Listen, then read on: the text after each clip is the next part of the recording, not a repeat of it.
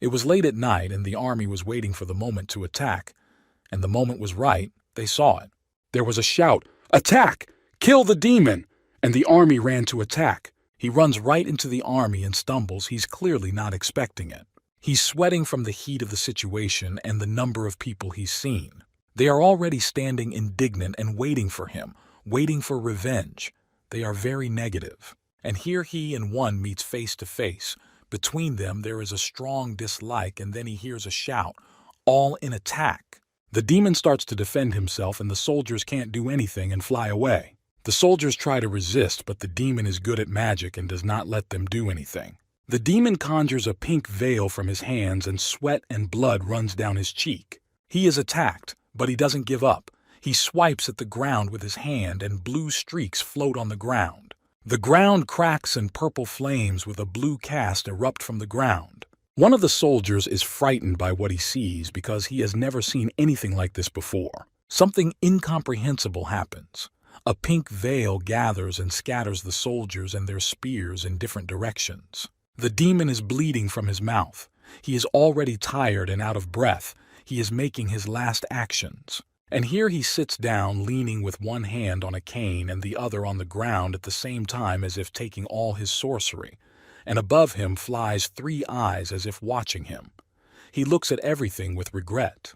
He clutches the cane in his hand. He gathers his thoughts and pulls himself together, clutching his cane with all his strength, and starts to get up. Something disturbed him as he stood up. He didn't expect to see it now. As he stood up, he heard the question, "Why?" from someone on a white horse. He stands and doesn't look in that direction, but then he hears another question, "Why did you do that?" He continues to stand there silent. The girl asking him more questions. "Why did you make a deal with the devil? Why did you betray us?" He stands there tired and sweaty. She shouts in a commanding tone, "Answer me, Knox von Reinhafer." He has blood on his face, eyes flying near, looks at her with consternation and says, "Betrayed, eh?"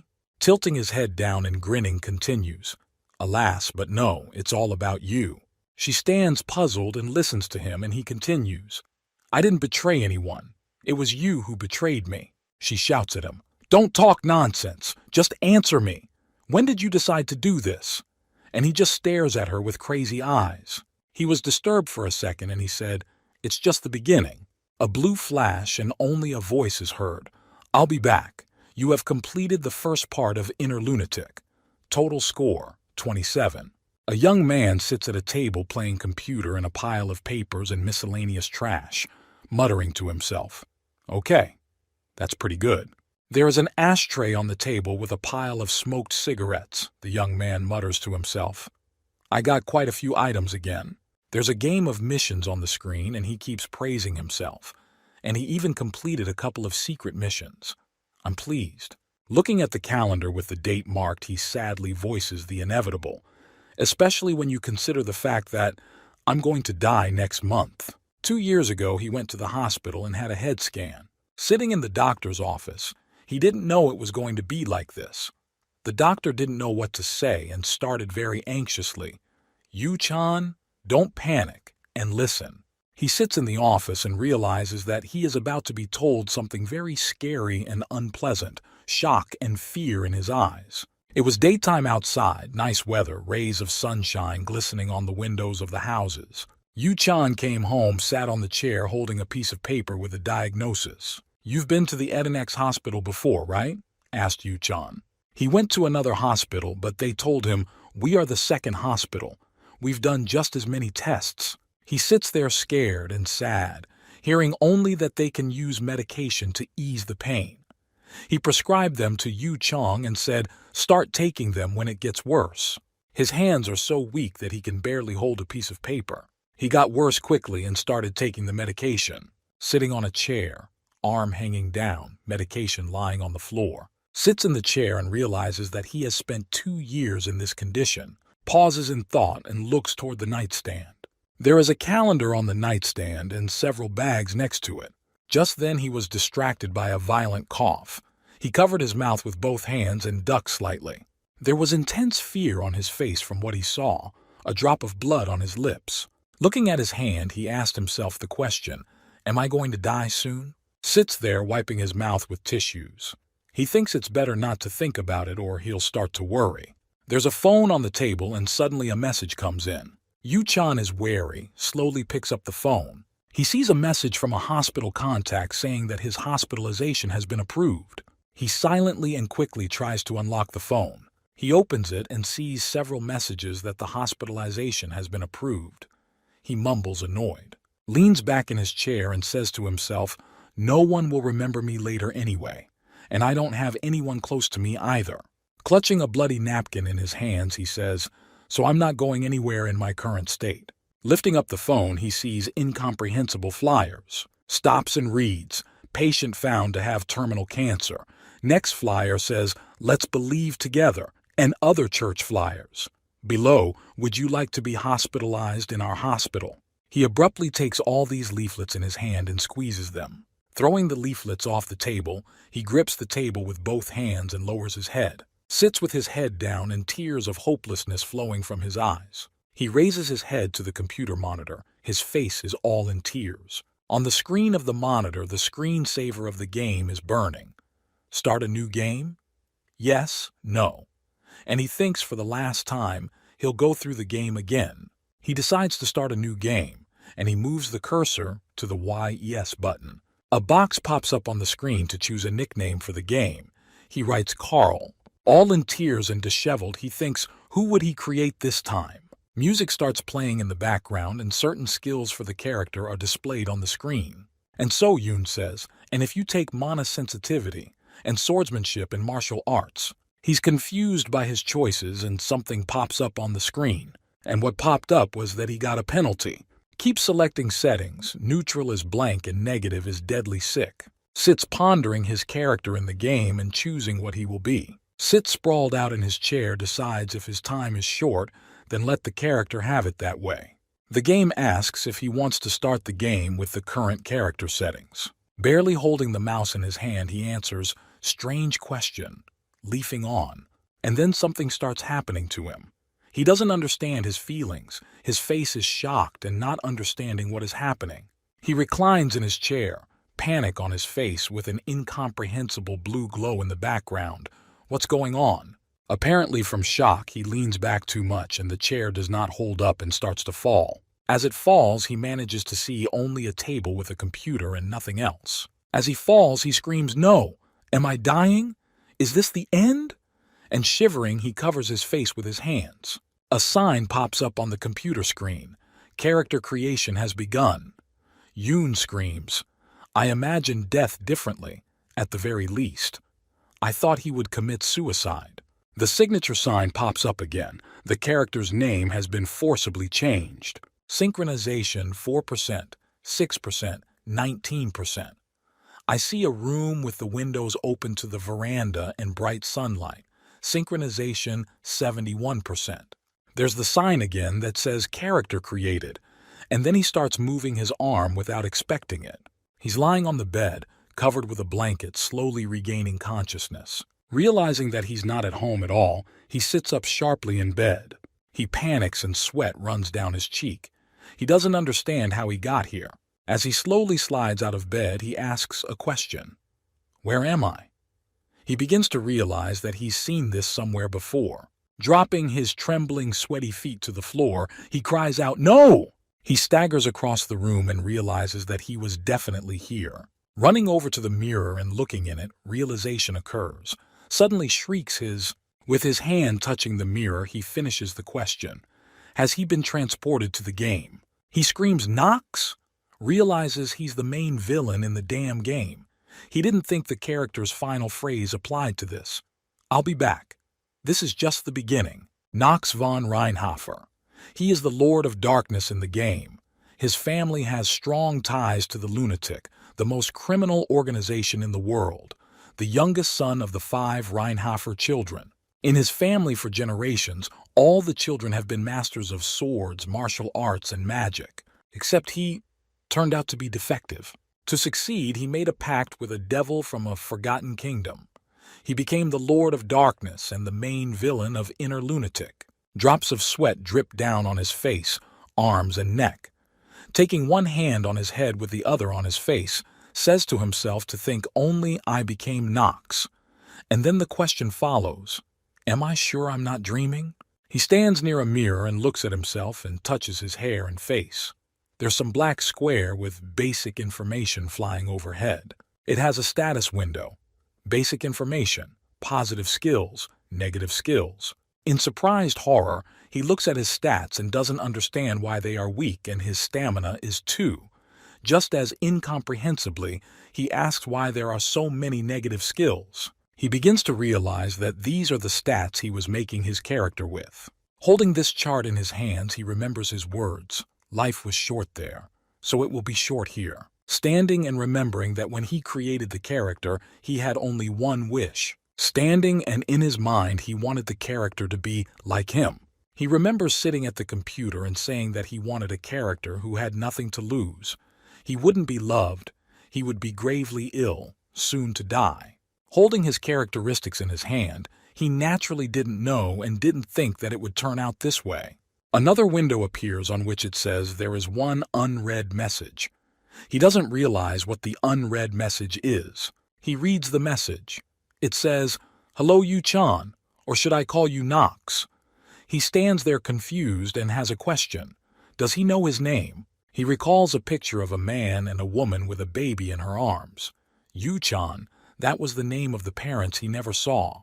He's standing with his fist to his lips and in his head, he's the one who took him there. Reading on, he assumes it's someone from his past, and the message says he probably doesn't remember him, but he has to say something. He's shocked at what he's written. He's been following him for a long time. He doesn't understand how it is. Next he writes that he's been following him for 2 years, and he keeps coming back to him again and again. So, once again, welcome back. He continues to stand and look at the signature welcome back. But only he doesn't realize where with the return and who. Asking someone a question, he is out of his Lee world. It's daytime outside, the weather is warm, and he has a bird's eye view of the high-rise buildings. He stands at the window and wonders if the place where he is now is his reality. He starts to get angry and clenches his palms into a fist because it's all nonsense to him.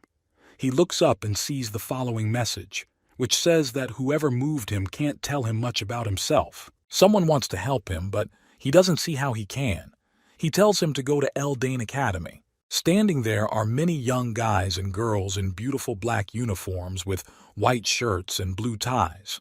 He starts telling Yu to train and gain experience there, and to try to follow the original story as closely as possible. He tells him that the truth will reveal itself. Yu is horrified and yells at him to stop, and that's that. Standing with his back to the balcony, he rubs his head from the information and decides he needs to get his thoughts together. Looking at himself in the mirror, he decides to put everything in his head in order and says, first of all, he has been reborn as the main antagonist of the game, Inner Lunatic. He remembers saying that he can't deviate too much from the original story. But it doesn't matter to him because the way he interprets it, the outcome is ultimately the same. Death. He again receives a letter with a greeting in his name, then immediately the author changes his mind and decides to call him Knock. Yu begins to accept that Inner Lunatic has become his reality. He keeps looking at the message and saying that it doesn't mean he can give up his lost memories. The book opens and a tree grows out of it with a glowing beam, and Yu's voice is heard in the background. He doesn't care at what cost he will stick to the main story to recover his memory to survive. He stands angrily with his palm clenched into a fist. He is sure that he is willing to become a real villain for such a goal. Standing there is a man with a nonchalant face, wearing a black suit, holding a rod. There is almost no difference between his old life and this one. Smirking slightly, he thinks about it. He begins to remember that moment 2 years ago, when he had not lost his memory and sat in the doctor's office for the first time. He was terminally ill then, and every minute of it brought his death closer.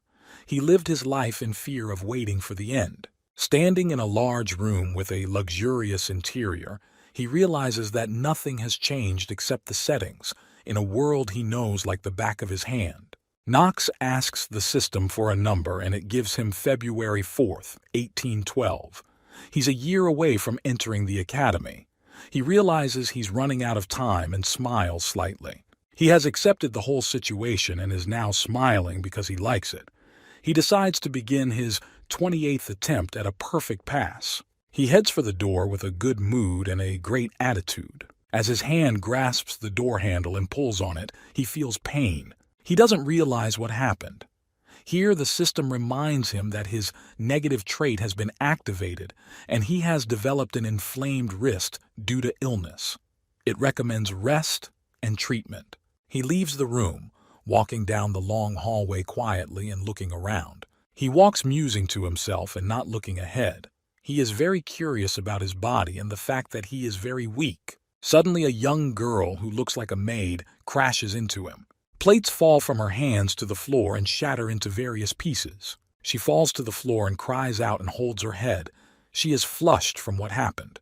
Knox cries out in pain. The servant who fell. Mr. Knox cries out in horror. The servants nearby stand in horror. He squints to tears at the pain in his arm, shouting loudly that he is in a lot of pain. After he calms down, he looks at her closely and realizes that her face is familiar to him. That brown hair and light orange eyes, he remembers it's Rona. She falls to her knees in front of him and sobbing apologizes to him for hurting him. He just stares at her. He remembers that she's a minor character and that she was spreading rumors about Knox. She looks at him with pitying eyes as if begging for forgiveness. He can't believe this angel is on Knox. He leans over to her and smiles sweetly, saying that he forgives her this time, but if... He looks at her with tenderness and kindness, and after a pause, he says that if it happens again. She, with tears on her face, exclaims joyfully, "Good, of course." He looks at the others with incomprehension as to why it is so quiet. The servants look at him with a look of horror on their faces, as if waiting for something. The girl who has just fallen is looking at him with the same horror as the others. He looked at them and realized that he was playing it a little wrong, while thinking to himself what kind of life Knox was living. The girl who fell with care and caution asks where he is going so early in the day. He stands and says he's going to the gym. Everyone looks at him in surprise and asks him where he went. He stands laughing and an idea pops into his head. He suggests Rona to go with him. Rona shouts very excitedly and agrees. He heads into the hall and she quietly tells her friends not to say that he wants to beat her up. They walk down a long, beautiful hallway. She walks timidly in front and he walks calmly and confidently behind. She stops not realizing what is happening and he walks calmly forward. He is walking and he has only one thing in his mind. The main thing is to survive. He remembers how he fell with the chair to the floor and remembers that feeling of death. He lies on the floor with sadness in his eyes and tears rolling slowly from his eyes. He doesn't want to die anymore. Walking through the courtyard of the house, he realizes to survive, he needs to get used to his new surroundings and as quickly as possible. Stopping, he brings his hand to his chin and mumbles that he has a chance. Rona stops not far from him, but she doesn't know what he's talking about. He remembers some map. He realizes that having gone through the game 27 times, he knows all its pitfalls. He asks for a status window to appear. The window appears out of nowhere and he looks through it. Inner Lunatic is a game about angels and demons fighting in an empire, which has gathered a lot of fans around the world. The peculiarity of this game is that there is a huge range of customization allowing players to choose different traits. If you have characteristics like ordinary and talented, you can choose as many as you want, but unique skills can only be used once. He and Rania stand in front of the stairs and he reasoned that it would be easy for him with unique skills to get to the top. He stands looking seriously in front of him.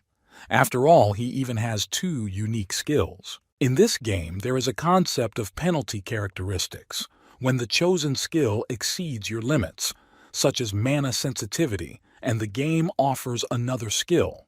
But due to the advantage of the system that analyzes you and picks the right skill, you can choose 2 unique ones. Sword and martial arts proficiency endows the wearer with the ability to wield a sword, allowing you to reach the apogee of swordsmanship. There's also mana sensitivity, which increases one's sensitivity to magic, allowing one to cast spells more effectively. Standing with an intent face, he realizes that he has a lot of useful skills. For example, the Vision Hero privilege, which opens status windows of other characters to the wearer. Or for example, acting, which he could use. It allows you to behave naturally in any situation, and a cool mind in battle helps to keep calm and a clear view of the situation. But all of this also comes with negative traits. Like being terminally ill, for example, is the worst possible thing. He looks out the window of condition opened on the negative traits. This is where he starts to get really scared and smiles strangely, realizing that he is just one disease that the hospital is crying for. Players with anemia can't step on cold surfaces without warming spells, and those with weak immune systems can faint at least once per chapter. Holding his head and laughing, he realizes he doesn't stand a chance. Looking at the large house in front of him, he decides that he will deal with problems as they come. Rona sees that they have reached the training room, but doesn't believe he is really going there, looking at him very questioningly. She realizes that's where he's really going. He stands there looking at that building, as if he's gathering his thoughts. He goes into the building and she continues to stare, not knowing what to do to follow him or not. He swings the doors open and goes inside thinking what he needs. And he needs to get rid of the curse of weakness first, because with this curse the player is cursed to be weak from birth, which halves the speed of development, and the resistance to enemies is also halved. He raised the wooden sword upwards. It was hard for him. Holding the wooden sword above his head, he said that no matter how much you think, the conclusion is the same. Lowering the sword in front of him, he realizes that it is getting very hard for him. Holding the sword with his last strength, all sweaty and with horror in his eyes, he realizes that he is fucked. The sword spins and falls to the stone floor. Nox falls beside the sword without strength, and he has come to only one thing. There are tears of sweat on his face and saliva runs from his mouth. He couldn't swing the sword longer than 10 times, and the curse of weakness only makes it worse. Stone walls and columns, windows small, and a flag on one wall. That's what he sees now. Slightly raised from the floor, he looked at the room. It's good that the choice of weapons is large. Only thing is, the Reinhafer family lineage is all about swords. When it comes to the Reinhafer family, there are many words to describe them. But the best of them all, House of the Blade of Darkness. They earned that nickname for a reason. It's all because of their sword skills and their use of black magic to crush their enemies. The commander's blade is to blame. Also known as the Ruthless Blade of Darkness, the head of the family passes it on to his successor, the future head. The tradition of passing the blade continues to this day. He doesn't realize what use it is. In addition to skillful swordsmanship, a noble family provides many benefits, the most important being money. Sitting on the floor and looking around, that indeed money is the most important thing. He joyfully clenches his palm into a fist and raises it up because money is excellent. The Reinhofer family is one of the most noble of noble families. Of course they are very rich. Sits reasoning that even their useless youngest son will never have to work for a living. And most importantly, Nox's father, Theo, doesn't care where Nox spends his money or why. And Nox is not the type of character. He's the youngest son of a noble family. He can barely stand up, and he thinks the essence of his personality is crystal clear, and he's going to make the most of it. Standing on trembling knees, he realizes that Rona is willing to do his bidding for now. Rona stands next to him and asks him not to ask her to do something weird. He laughs at the fact that he can't even run. A few minutes earlier, Rona brings something to Nox, and he walks over to her. On the tray are hot water in a bowl, a towel, and a decanter and mug. Rona lowers her head and says that she has prepared everything he asked for, which is a wooden sword, a towel, and water. She looks at him and still can't believe he was going to train. He asks her if anyone is around and asks her to come to him. She immediately starts sobbing and tries to defend herself and yell out what he wants to do or hit. He gets a little angry and doesn't know what she's talking about. Taking her quietly by her ear and whispering to her, she listens intently. He leans into her ear and tells her what she needs to do. She agrees, but at the same time asks him what he wants to spend a lot of money on. She tells him that what he just said is complete nonsense. He smilingly tells her to shut up and do. She starts crying and asks him not to be mad at her. She quickly ran off, muttering to herself that he hasn't changed a bit. He remembered that Rona had brought him water. He looked at the sword lying on the floor and mouthed that he didn't know how fast she'd be done, but maybe by tomorrow. Walking over to the tray with the teapot and mug, he grabbed the teapot that Rona had brought. Closing his eyes, he starts drinking the tea and thinking that he needed to get rid of the curse and boost his stamina. He didn't expect it to be this bad. While he was drinking tea, someone approached him from behind. He became alarmed and stopped drinking. A man's voice was heard behind him, greeting him. Turning around and seeing who it was, indignantly shouts to him. The head butler, Rudwell D. Ernark. He's one of the main managers of the Rheinhofer estate, and he's clearly not someone who can be dealt with easily, as he wanted to be. He's an advisor to Knox's father, as well as the head of the Rheinhofer family, Theo von Rheinhofer. That's what he was. With a shaky, weak hand, he puts down his mug and realizes that he's going to have to sweat with him. He looks at the butler seriously and warily, not yet knowing what he wants. He should either not care or he has noticed that something suspicious is going on. Placing the mug on the tray, he thinks he can resolve this situation now. He calmly asks the butler what he is doing here. After all, he is supposed to be serving the head of the family. Acting skill activated. The butler bowed his head and said that he received orders from the head here to share.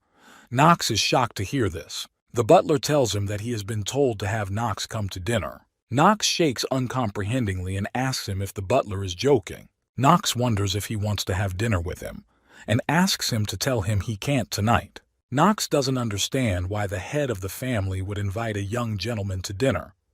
The butler continues, saying that the lady of the Stilliner family has paid a visit, and it seems that she wants night training. The butler begins, if the gentleman will not join the dinner. The butler says that the gentleman will be out of his mind.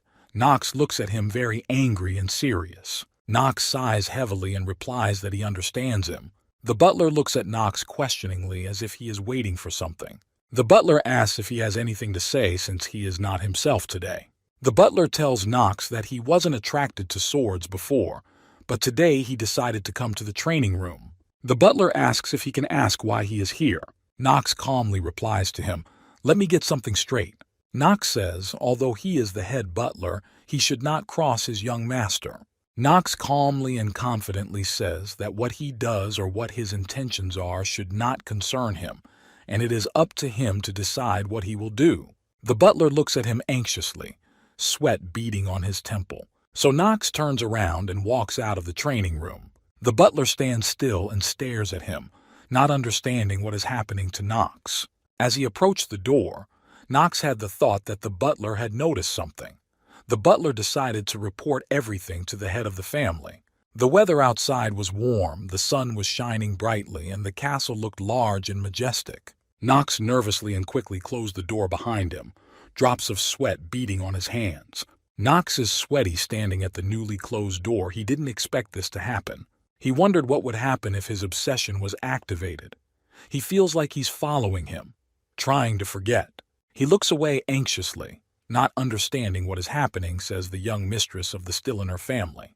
The young red-haired girl turns to him, wonders what she is doing there. Night has fallen. It seems clear outside, but clouds are present. Knox arrives for dinner and hears in his direction, "Hey, look, the idiot's here? I guess I'm not going to enjoy my meal tonight." Knox calmly sits down at the table and lowers his eyes. The twins Hardis and Alan chuckle and tell him not to say that he still regrets being in this family. The twins say they didn't think he would come. Knox looks at the twins and they openly laugh at him, bringing up the fact that he was looking at the maid and telling him he's hopeless. Knox rudely says that he has done nothing. The door to the refectory opens and a voice comes from there. The maids bow. Someone says everyone is in. Knox lifts his head, looking up with guilty eyes. Walking past Knox, Ton von Rehhofer looks at him very menacingly. Knox looks at the mistress and a voice is heard in the background, all in place. The head of the Rheinhofer family, Knox's father, and a red-haired girl with a pleasant voice says hello. A young, beautiful girl looks at everyone with a smile and introduces herself.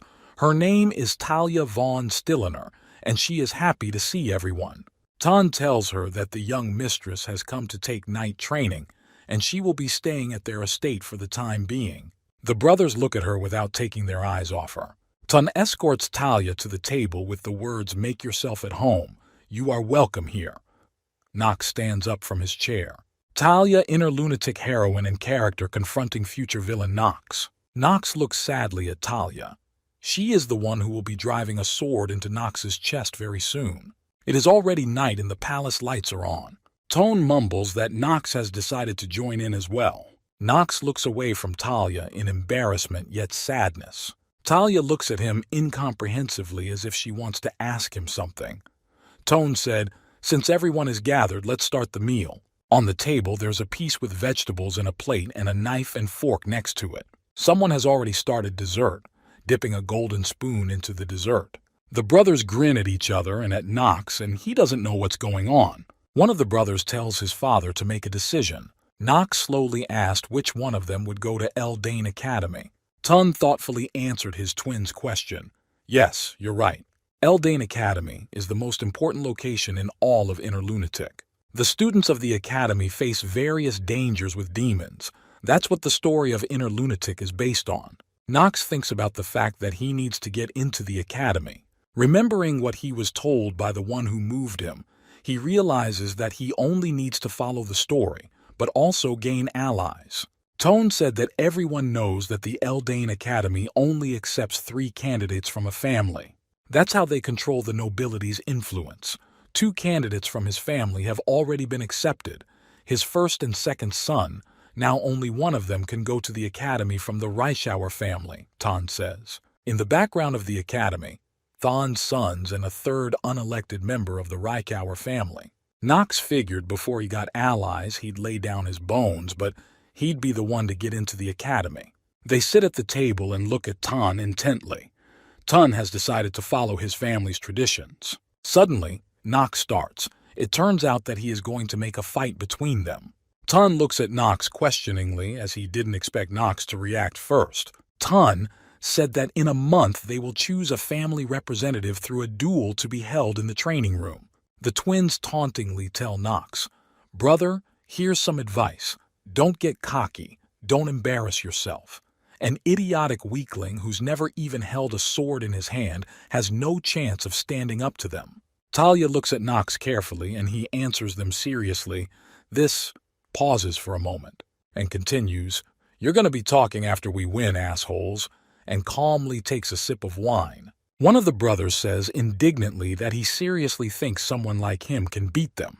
Nox sets his glass down on the table, thinking that this duel is just one more test to pass to get into the academy. Nox looks at the glass with disappointment, and in the background he can hear his brothers saying they're not going to listen to his nonsense.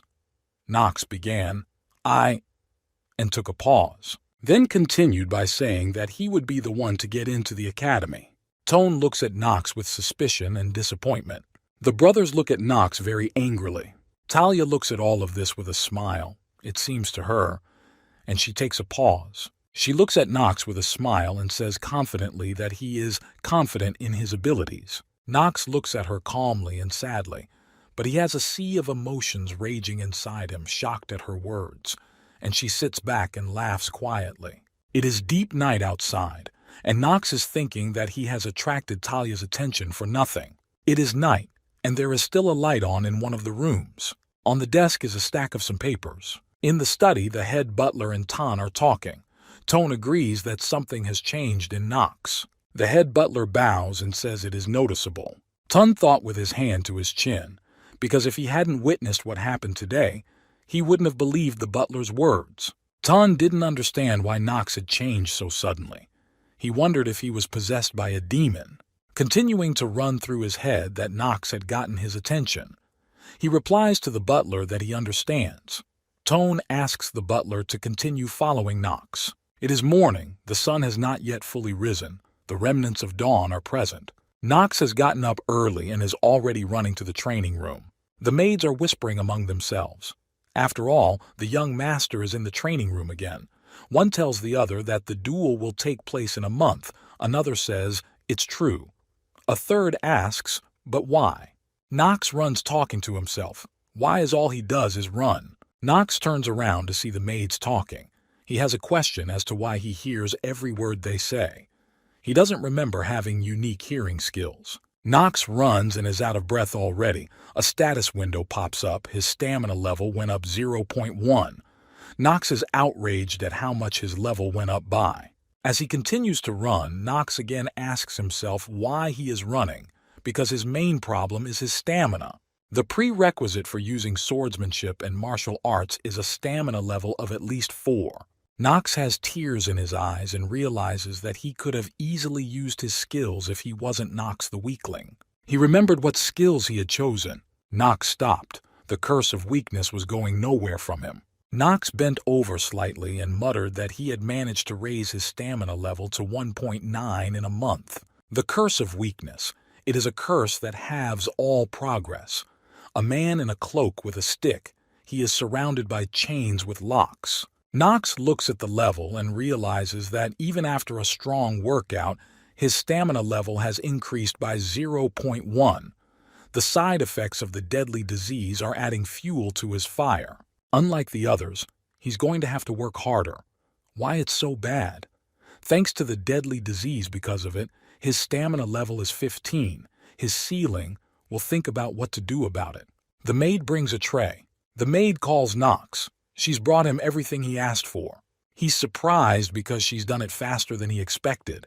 Now he's going to get things done. He looks at the tray as he reaches level 4 stamina.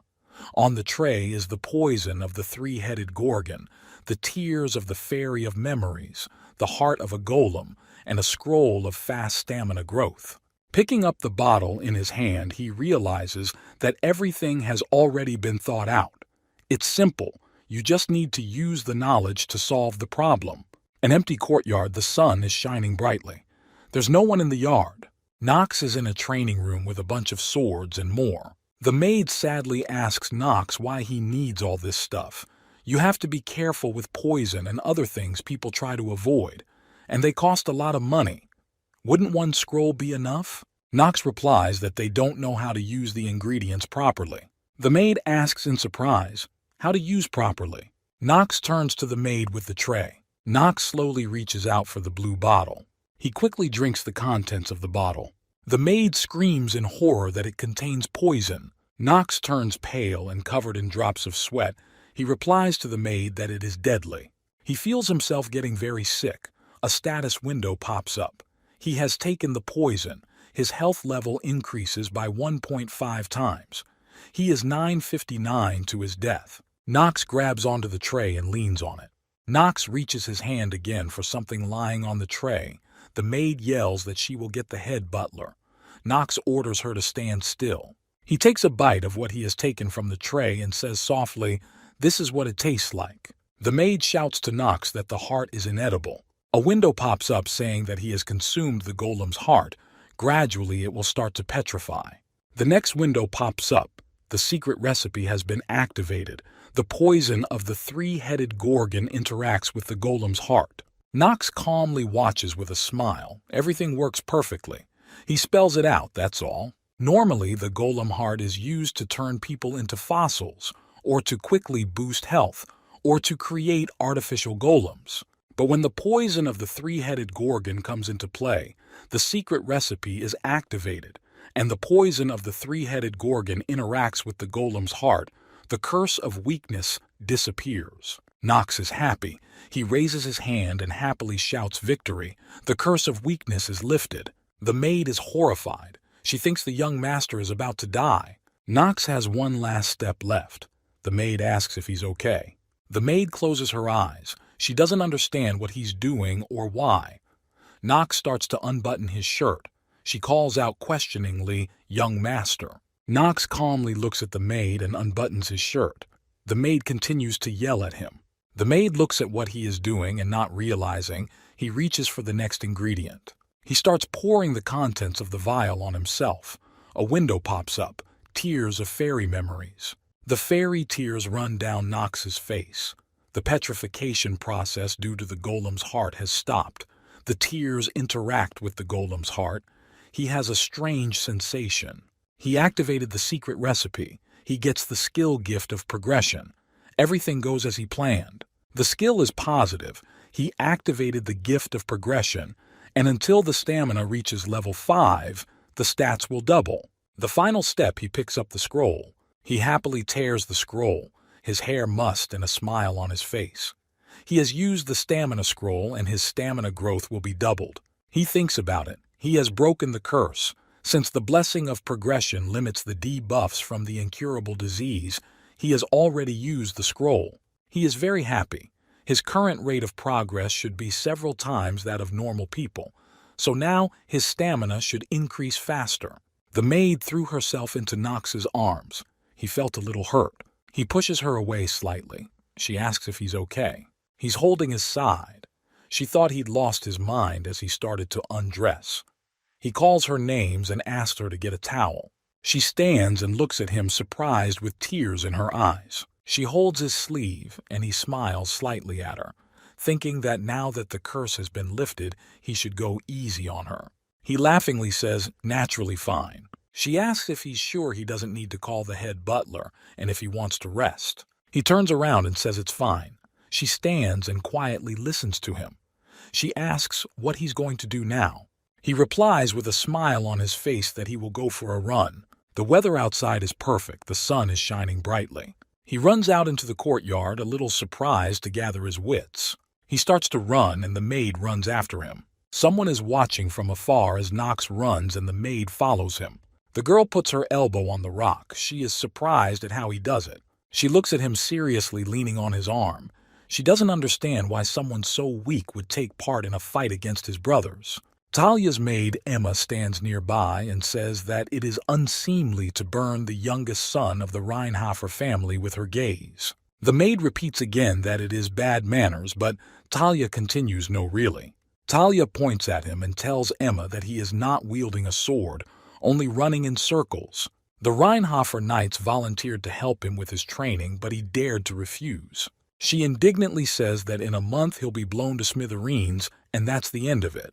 She broods and gets upset. She's sure that's what's going to happen. She looks at the gate, asking herself why she cares, telling herself enough is enough. The maid looks questioningly at Talia and asks, "My lady." Talia says she will be back soon and heads off somewhere. Talia went to the courtyard where Nox is now running around. She walked out into the courtyard and stood up.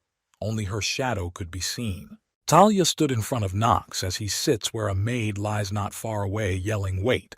Talia stood in front of him and introduced herself, that her name was Talia. Nox looks surprised and doesn't understand why she came here. He stands up and asks what she wants and reminds her that she already introduced herself. She stares at him in bewilderment, wondering why he has this attitude and why he's being so cold. She is sure he is smitten with her beauty, but he continues to stare at her incomprehensibly. She is too convinced that he has fallen in love with her. She wants to ask him something, and then she asks him, is he sure he will beat the brothers, so he agreed to participate. Nox, standing quietly and listening to Talia, she asks 2 questions. Is it true that running will help him, and does he believe there is even a small chance? The servant girl huffs and listens to Talia and agrees with her. Talia proudly and happily offers her help to Nox, but he turns around and walks away, muttering that he refuses and rudely asks to leave. She only manages to ask that. Talia is very angered by this behavior of Nox. She continues that she kindly offered to help and he refused. The maid is horrified and yells that girls don't like to be spoken to like that. Talia yells for him to forget and quickly starts walking. Talia hits him with her shoulder as he walks by, telling him to do what she wants. He just replies, "Ouch." Nox stands with the maid and doesn't understand what happened. She asks him if he really doesn't understand. He watches Talia walk away and says things are only going to get more complicated now. He watches her stats and realizes she is very talented in Inner Lunatic. Watches her stats, realizing that she is very strong. Only very strong men have level 4 stamina. She has very strong stamina stats. But compared to the 3 great sword masters of the continent, or even one of the 4 great mages, but we have to be honest, she has a good chance of rising to their level. Thinking further continues with her fire element, she can already kill a couple 3 demons, putting a strong emphasis on her fire element. The fire element magic Talia uses can awaken white flames, which will be used to kill a demon-possessed Nox in the future. He has an idea to turn Talia into his ally, but then history would change too much. He realizes that he needs to find a way to follow the story as accurately as possible, but avoid death to begin with as well. He wonders if it's possible to be on good terms with someone who will then kill. A month later, the bright sun shines into the room. Talia walks calmly down the hallway holding her sword. She looks sadly somewhere as if she has remembered something. Everyone is surprised at her in training because she understands everything very quickly, someone says with a smile, which is expected from the pride of the Stilliner family. It echoes in her ears, the pride of the Stilliner family. She looks up as if she's seen someone she didn't expect. Dropping to the floor next to the broken sword, she asks, "Sister?" Standing up, she doesn't look forward but tilted her head down slightly as if she was ashamed. She took the hilt of the sword in her hand, preparing to defend herself. She sadly wonders if she can become a knight. A knight should never succumb to greed, remaining always humble. He must sacrifice himself to serve the greater good. To become worthy, he must master the art of sword and form. She wondered how he would defeat brothers who had trained for years. It's dark, but Talia thinks it's impossible for Nox to defeat his brothers. The next day, it's bright and warm in the yard. The sun is warming with its rays. The sun's rays hit the room and shine brightly. Nox and his twin brother stand across from each other prepared. Watching from the balcony above are Talia, the head butler, Tan, and some woman. Some woman? It's Theo's first wife, Facilia. Theo calls out to Rodville. He turns his head to the side. Theo asks what will be the outcome of the duel in his opinion. He hesitates, not knowing what to answer him. Someone shouts loudly, asking for attention from those present in the room. The official duel is announced, which will determine who is worthy to enter the Eldane Academy. Nox looks at his opponent with an attitude as it is about to begin. The twin leaps to attack and Nox tries to defend himself. The training room is bright with the sun shining playfully through the windows. Theo asks the question again, what he thinks. Rudwell looks at him. He looks at Theo and says, considering young Mr. Allen's recent fights, the victory is definitely his. Theo completely agrees with Rudwell. Facilia watches the duel closely. Theo and Rudwell continue their conversation. Rudwell asks if the head has a different opinion on the matter. Theo sees that young Mr. Nox has really changed, but he doesn't believe he will win. Nox looks at his opponent, and Theo thinks it would be unfair if Nox wins. Theo has worked his way up to becoming the knight behind the head of the family. The art of wielding a blade can be deceptively mesmerizing, but the bottom line is shockingly simple, no matter how much you practice and no matter how much you hone your skill with a sword. There is only one single lever that can turn everything in your direction and bring the person towering over you to his knees. A wall that cannot be climbed over. It's an unfathomable talent. The butler looks questioningly. He does not know if the young master is gifted with such a talent. The butler looks at Theo and listens, but the possibility is still there. Theo sits watching the fight and continues that the Reinhofer family's blood runs in him, which means there is a chance that the youngest son was born with the talent of a sword emperor. A window pops up and Nox's sword skill is not activated. He indignantly yells your G. He exhales tiredly and puts his sword down, wondering where he got his karma so bad. He knows he has a high luck score, or it's in the negative column. In the end, he never managed to increase his stamina to 4.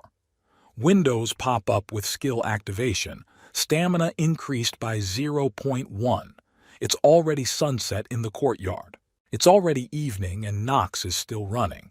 And in her head, only her stamina stats have increased by 0.1.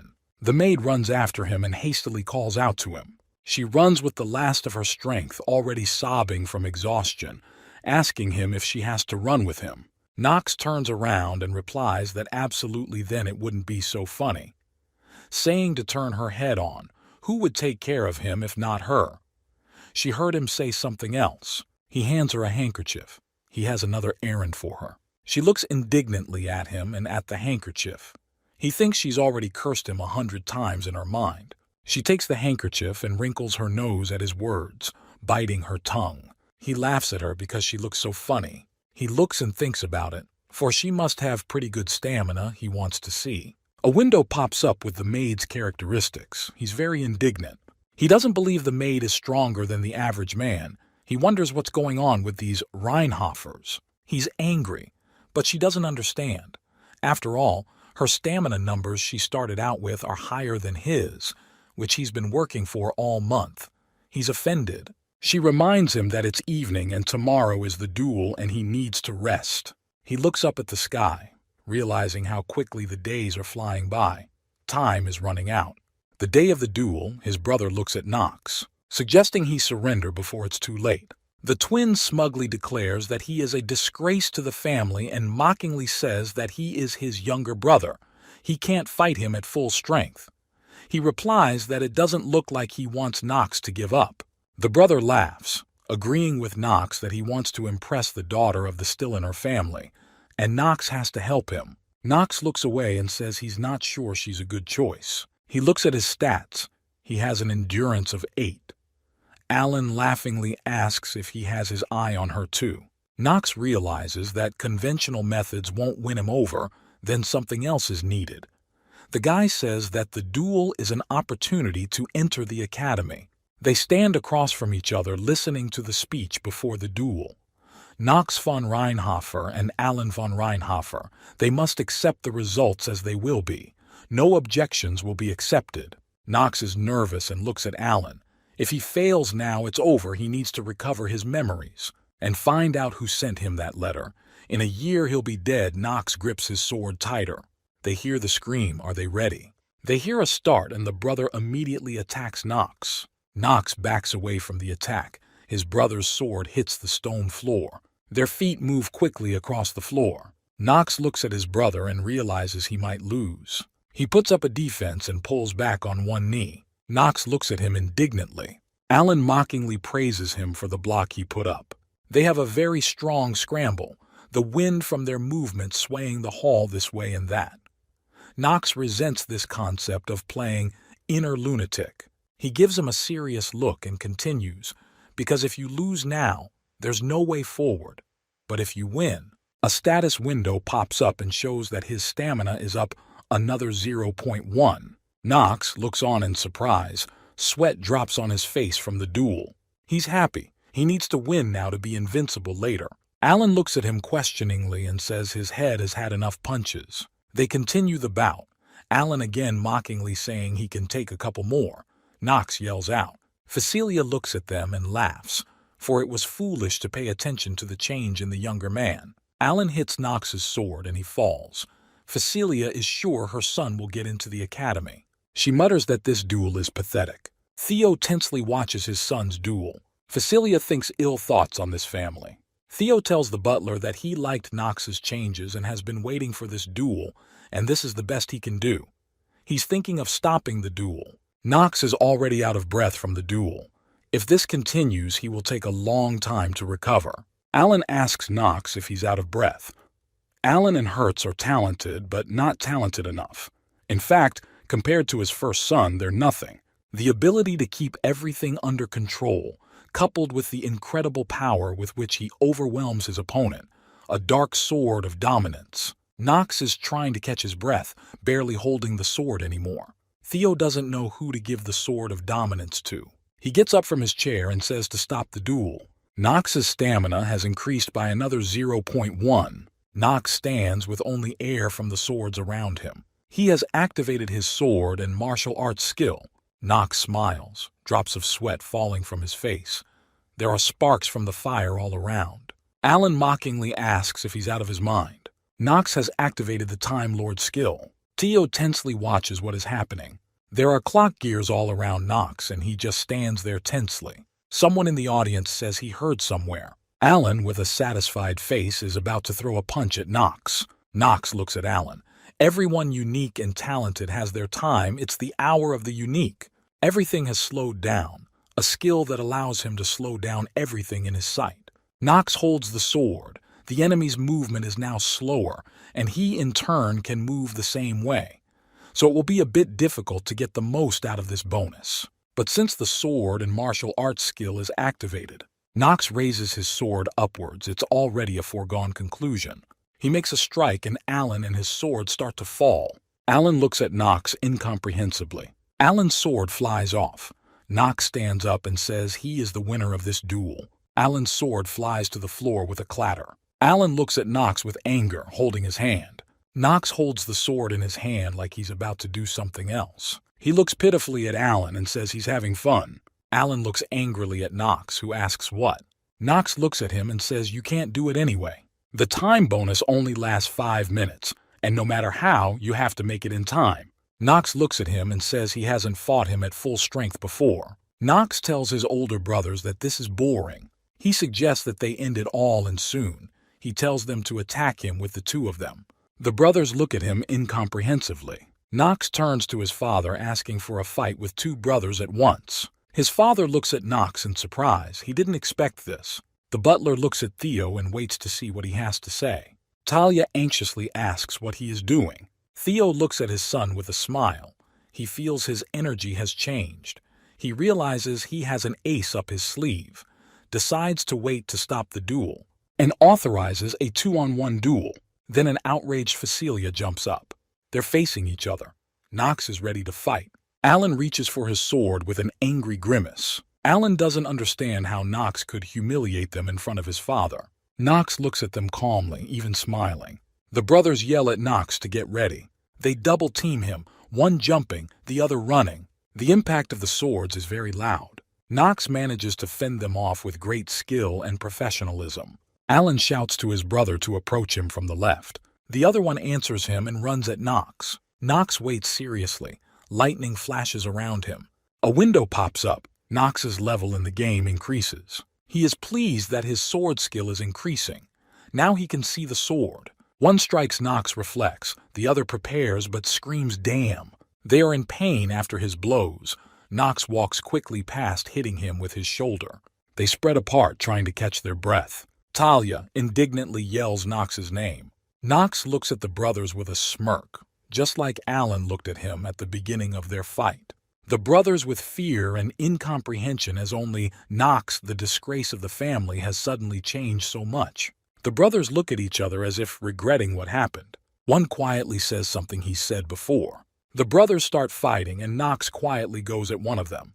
Alan yells at his brother to stay focused during the fight. Nox walks past the brothers waving his sword near them. They are outraged. Nox suddenly attacks the brothers. One of them manages to defend himself and almost falls. Nox is pointing in someone's direction.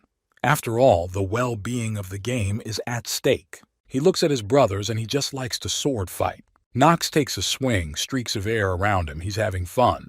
Talia is surprised by what is happening and terrified at the same time. Theo doesn't understand what is happening to his son.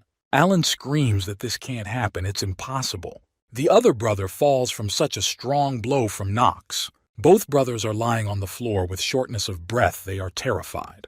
A window pops up that the action is over. Nox looks at everyone with disappointment, that's all. He looks at his brothers with disappointment. Facilia jumps up from her chair and yells at Hearts and Alan. Nox rudely asks if a winner has already been chosen. He is answered with fear and questioning, of course. Nox is declared the winner of the duel. Nox anxiously says no, no, no. He gets scared. Nox's sword starts to fall out of his hand. The sword falls to the stone floor and with a loud thud. Theo stands and with a serious face looks at everything that is happening. Nox looks at his father with a smile. He bows and announces that he is leaving. Nox turns around and proudly walks towards the exit of the training room. Talia watches indignantly as Nox walks away. He walks to the exit and stands up. Talia urgently wants to talk to Nox. It's already sunset outside, a lot of time they spent out there. He looks at the sunset walking out of the training room. Walking out, he tries to catch his breath from the hard duel. Surprised, he looks somewhere not realizing what is going on. Why the blood? Looking at his hand, which is covered in blood, he realizes that he has been using the skill for a long time. Bonus skill time. Lord has one big disadvantage. He got a debuff of recoil. It happens when you exceed the limit of use of the skill. For exceeding the time limit, his life was shortened by 2 days and 17 hours. Looking at his hand, he thinks that the worst debuff, because to return the time of life that he took off, it is impossible, and his immunity because of it also suffered, and he is already terminally ill. But it's a good thing he didn't get the kickback in front of everyone. If anyone had seen it, he'd have lost his entrance to the academy, and he'd have worked so hard for it. He turns his head to the side and sees there. He doesn't like it. Waste walks indignantly towards him, asking if he's hurt. She approaches, asks immediately, was he wounded during the fight? He gets angry at this situation and looks at her angrily. Talia walks up to him. He looks questioningly. He realizes that she has noticed. He wondered why she was the one out of all of them, but he can't let Theo know about the payoff. He starts to get rough. She says how could such a wimp win a fight against two men? He angrily asks what. She blushed and started to justify herself by saying I think and paused. She felt embarrassed by her words and after a pause continued that he misunderstood her. A month ago she had seen Knox never once holding a sword in his hands. That day, he had only clumsily waved a wooden sword. He had no chance of winning. It's all about natural talent. Talia must learn how he awakened it and how he developed it. But after the fight was over, when he was left alone, he looked broken. She doesn't understand what's going on or why he's in such a state. After all, he just defeated his brothers with his talent and uniqueness. She looks at Knox and sees a hopeless loser, as the others assured her. But in fact, he's working his ass off to win. She looks at him with regret. She looks at him. He coughs lightly into his hand. She asks him if he's okay and reaches out to him. He abruptly pushes her hand away with his arm with indignation. He angrily tells her to remove her hands. He takes his head in horror and confesses that for the past 2 years he has been literally wallowing in his gambling addiction, so it's hard for him to socialize with people. He's very thoughtful since she's his killer yet. She folds her arms in front of her chest, the beginning I just in pauses. Talia, embarrassed, says sorry and nothing more. Knox is surprised by her apology. He didn't expect that from her. She didn't know he was so serious about wielding a sword. She says he was born a weak child. She realized why he only trained in endurance. She apologizes for behaving reprehensibly. She says that the role of the loser has grown tiresome to him, though he is different. She speaks the words of her maid that anyone can make mistakes and jump to conclusions, Talia says, embarrassed. Knox is embarrassed, not knowing what to say back to her now. She's always honest, he noticed when he was playing the game. Despite having the skills of a knight and being the daughter of a noble family, it's no wonder she has a hard time admitting she's wrong. Talia stands in armor with a sword and a serious face. He sadly tells her that if she really thinks so, then she should not tell anyone about the blood. Talia shouts indignantly and exclaims, "No way." Knox looks at her and realizes that he doesn't have to worry about anyone finding out what happened. Knox leaves to the mansion and yells to Talia to keep her word. She looks after him. Talia looks after him, disappointed. She is very sad. It is night. There are a couple of clouds in the sky, but the lights are on in the mansion. Theo sits thinking about it as his hunch is confirmed. Theo talks to the butler. He asks him if he thinks Knox is really talented. The butler replies that he can't understand why he gave in at the beginning. Among young men his age, including all the young gentlemen, he is the best. Theo agrees with the butler, but he doesn't understand why either. But, holding a pause, he is sure that there is more talent hidden in him that they are yet to see. Theo asks him to watch his every move, to do nothing but always be there for him. The butler agrees. Theo raised his hand to the pendant, wondering if he had enough, and paused at that. He looked at his hand and continued, "The talent to inherit the merciless blade of darkness." He looks anxiously at the butler and says, "There is no time." He goes on to say that the butler has been assigned a case of incredible complexity. From the window you can see the butler bowing, saying that he will not let him down. There are a couple of clouds in the sky and stars are visible. The light is still on in someone's window. Someone is still awake and probably not going to yet. Knox pops up a status window and completes a class assignment and an achievement. Knox sits in his room.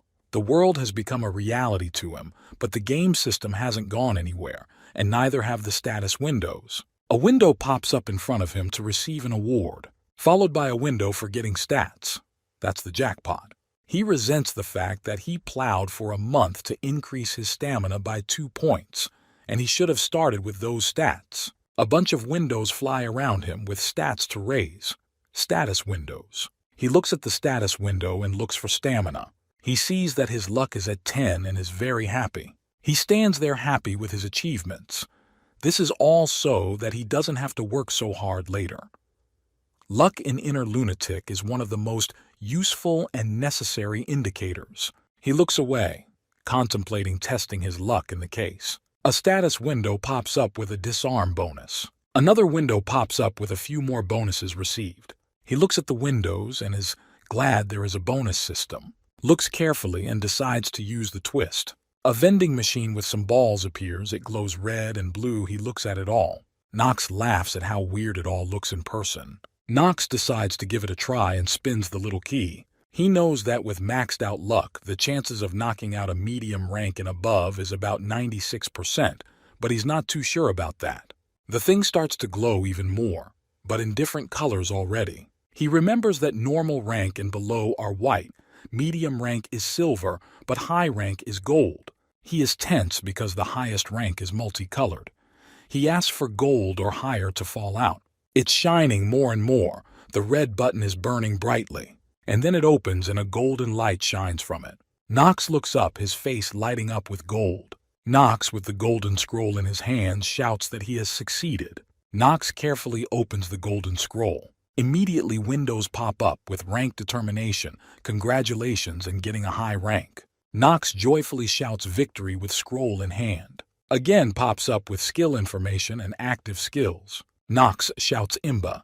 He is very happy with what is happening, cheeks flushed.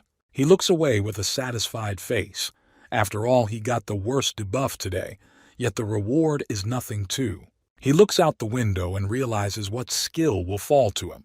It will be one of the secrets of the Reinhafer family. Pausing for a moment, he will need this skill to obtain it. After all, Theo will soon gather all the brothers to the estate. That's when Nox will use this skill. A window pops up, prompting him to use a one-time voucher. Nox suddenly remembers that he must return to the Reinhafer estate. There was recently a graduation ceremony from the Eldane Academy. Grain von Reinhafer, second son of the Reinhafer family. To become a full knight, he had to travel. Nox, having put his hand to his forehead, realizes that he needs to find the secret and deal with Grain as soon as possible. There is no time to sit around. One thing he is happy about. He hopes that he won't have to worry about Talia anymore. Remembering her sad and confused face, he realizes that she will not break her promise. But she has no reason to socialize either. It's night. The mansion is bright outside as there are no clouds. Morning comes, the mansion is already bright with sunlight. Nox is more calm than ever. This is what he thought only in the evening. In the hallway, he sees a serious Talia. Calmly, but slightly disgruntled, he asks her if they didn't work things out yesterday and what she needs from him again. She quietly lowers her head and asks for a story and pauses. He looks at her worriedly, asking what to tell. She becomes indignant and asks him to tell her how he suddenly became so strong. Talia asks Nox to tell how he became so strong. Nox just stands there quietly and remains silent, not knowing what to say. He walks over and says that she has been peeking at his workouts all month. She looks surprised at him. Talia is confused and surprised at the same time because she thought he didn't see her. She runs after him and yells for him to wait for her and tell her how he was training. That's when he remembers Talia's sister and how she was always trying to get her to confess. He stops, says and pauses for a moment, continuing on before asking such questions and trying to find out how his training was. He calmly advises her to find her talent. She looks at him in surprise. She clearly didn't expect him to give such advice. Thinking about it, Nox doesn't know what else to say or advise her. He turns around to leave, and the last thing he tells her is to stop comparing herself to others. Talia stands and watches Nox walk away. Talia just stares after him with her mouth open. She is surprised at the words he said. Tears come to Talia's eyes. He just walked away. The weather outside is nice. There is not a single cloud in the sky, and the sun is shining brightly. He walks some distance, wondering if she will even run after him. The servants, brothers, and Theo are gathered near the stables. Nox doesn't want her to know he's out to get the family secret, when she has to kill him. Theo stands outside the stables looking away as if he saw someone. Looking at the stables, someone imagines her. There are several horses grazing in the paddock. She is famous for raising the best horses in the country. The butler bows to the head. Theo wanted to see him. Theo says everyone is assembled. The father looks at the boys and asks if they know what he called them there for. He continues that they are to choose a horse that will serve them for the rest of their lives. Knox breaks out into a smile. He knew this and had been expecting it. A horse. What in the country, what in the Rheinhafer family? A holy animal. And if you become a mage or a knight, you choose a horse to be your lifelong companion when you're very young. The academy teaches horseback riding, and later in the game there will be many major wars. If a horse dies, you have to raise a new one from scratch. And moving magic, expensive. Knox is frustrated with the realistic limitations, so horses play an important role. He smiles, for it is his responsibility to choose the best one. His father turns to Knox, the winner of the duel, offering to be the first to choose a horse. The brothers look at Knox with anger. In the background, they hear their father's voice and what he says, that there is only one try. Knox looks away with a satisfied face and pride. Knox went to the corral with the horses. Theo is curious who he will choose. He watches him with interest. Knox stands in front of the corral, and the one watching the horses bows to him, wondering which horse the younger man will choose. The horses stand and calmly look levelly at Knox. Knox minds the horses, telling them they are nice. But he is looking for a special horse. He chooses carefully, and then he sees the one from afar. He looks at the horse and realizes that this is the one. He walks up to that horse and it walks towards him. He turns around and pretty much says he's picking her. The brothers look at him unhappily and don't understand. His father looks at him angrily. He didn't expect it. He offers him another try for his choice. Knox looks questioningly and doesn't know why another one. The horse shakes and looks at Knox. Knox realized they thought he made a bad choice. Knox stares thoughtfully and a vision comes to him. Windows pops up. It's an obsidian horse. It has darkness as its main element, rank high. The most commonly summoned creatures have ranks. They depend on their age and development. Knox knows that rank can increase by more than one level. It turns out that this horse can reach the highest rank. She's also obsidian, which is the rarest kind of horse there is, named after the fire mountain. Knox looks at his father with disappointment and he looks back at him angrily. But if he knew all this, he would have chosen her himself. Knox smiles, for there are negative characteristics too. Skills, toughness, talented warhorse, bravery. And the negatives, time she has 2 days, 16 hours, and 12 minutes left to put it in perspective. Knox laughs at the skill. It's worse than his terminal illness. He says he has made his decision and is choosing this particular horse. He reflects with his knowledge he can save and he knows it. Father is angry at Knox, but he doesn't understand why her. He thinks he saw himself in this animal. He decides that nothing has changed. As he was a wimp and a sissy, and still is, his father is disappointed. He says hopefully he won't regret choosing him. He turns around and walks away. Everyone doesn't understand what happened. His brothers shout after him, but he doesn't respond to them. Knox thinks about the fact that his choice didn't please his father. Someone offers him the choice of a horse. Knox goes to the butler, who suggests that Knox choose a name for it. The horse reaches for his hand. Knox wonders what to name it. He turned his attention to the horse. Leaning over to it, he decided to name it Carl. After all, that was the name he chose when he played the Inner Lunacy game. It is very meaningful to him. It is already sunset over the stables. In the mansion, the lights in the windows are still on. Everyone is apparently sitting in their rooms. The horse is lying on the bed, covered with a blanket. Knox thinks about it, for he needs to work without being seen, so he settles himself in the room. He looks at the horse carefully and lovingly. It looks at him with those eyes as if it understands everything. Knox looks into the horse's eyes and sees that they are full of desire to live. He remembers himself, because he is the same way, trying to survive at all costs. He realizes that she has been fighting for her life longer than he has. He calls out to Rona, knowing she is somewhere nearby, threatening her. She falls down and holds her head, calling back that she's here. He looks at her and says without indignation that she's been caught red-handed, but is followed by the question of why she keeps falling. She wonders how he knew she was around in the first place. He tells her to watch the horse. She is a little indignant that the horse is in the bed. Angrily, she tells him she has to clean up afterwards. He laughs at her and asks her to take care of the horse as he is sick. The horse looks sadly at the maid. Rona agrees with Nox frustratedly. Nox realizes that there is a problem. What he has planned next will shock her. He looks at the horse and Rona standing next to him. Rona asks the horse that his name is Carl and that he wants to eat. And Nox wonders if she can stand further action. 3 days later, early morning, the sun is still just rising. The maid sits on her knees sobbing, for Carl has died in her arms. He looks at her with pity and sadness and does not understand why she is crying. But at the same time, he understands that she fed him, played with him, brushed him. She put a lot of effort into him. He looks at this picture with sadness, but he knew it would be like this. He looks at it knowing it can't be saved. He orders her to stop sobbing and asks her to stand up. She says Carl while crying. He calms her down and tells her that he will be back to him soon. She tearfully asks about the blurring. He again orders her to get up now, but smiling.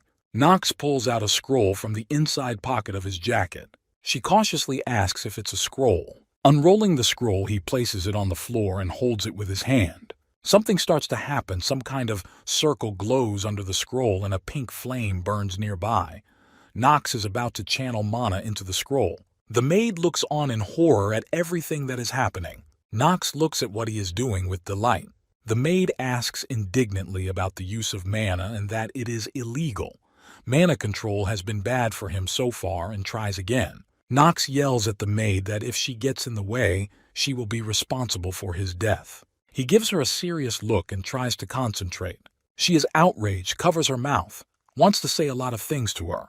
He tries again. Everything burns pink even more. He never awakened his mana sensitivity skill. Only use mana when you reach the age of 15, unless of course you're a member of the Imperial family. That was why the descendants of the Imperial family were several times more skilled in magic than others. Many entered the academy to learn how to use it. Now he can and pauses, begins to concentrate even harder. He begins to work even harder on his mana. He needs to try to channel as much mana as possible into the scroll.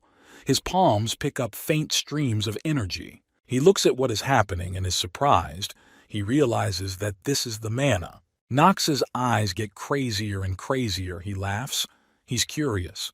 He wants to use the voucher for the skill and he has no margin for error. He puts his hand on the scroll one more time after he wants to resort some more. A window pops up with a one-time skill. Then he's going to resort to black magic. The book the brush skeleton is holding. A window pops up showing that Carl can be resurrected. Magic pops up over Carl, but it's as if something is missing. A window pops up and suggests using black magic. Nox continues to sit over the scroll surrounded by pink fire. In Inner Lunatic, there are only 2 kinds of creatures with the undead skill. The first kind, creatures that have been brought back to life by dark magic or dark mana. The second kind, beings who come back to life without ego and are reborn as stronger beings. They will be loyal to their masters no matter what. The trouble is, there's only one family that can raise the dead. A family with a dark past and present, the Mavraz family. But the Reinhoffers are also considered a dark family. But they're a family of knights, death with a book, and the Marwazis are the rulers of dark magic, controlling the resurrected. Logically, characters not belonging to the Marwaz family shouldn't not be able to use their skills. He denies it. Nox looks on with a smirk. He just needs a one-time voucher for a certain skill helped him. But now he has at his disposal an Necronomist, a book with a brush skeleton in pink fire, known as the Book of the Dead. Nox looks at the circle with wonder, and from it come the hands of the dead. And then something incomprehensible happens, as if darkness is consuming everything near the circle. Carla, the hands of the dead, begin to embrace. Nox looks at everything with horror.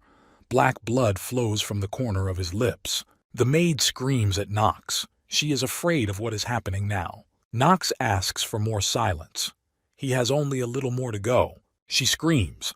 Nox stares in horror at the books in front of him. He looks fearfully at the blood that has spurted from his mouth. You can barely see the pink fire from under his hand. His mana is running low. He is surprised at what is happening. Suddenly Carl comes to life and stands on his haunches. Carl's eyes start to roar. His eyes are unusual but white and glowing blue. Nox looks at all of this. He has activated the skill. The pet stands on its hind hooves and looks at him. The pet is resurrected. The Carl's eyes are glistening as if they were undead. Knox is happy that he did it after all. The maid, in tears, turns to Knox. Knox tries to catch his breath. He's spent a lot. She doesn't understand what happened. Knox stands hesitantly in the room. He calls for his horse. Rona looks at Knox in horror. The horse with the blue mane goes to Knox and as if bowing. Skill and basic information windows pop up. The next window is negative, predestined death removed. Knox enthusiastically shouts victory. He puts his hand on the horse and tells him that he is his master from now on.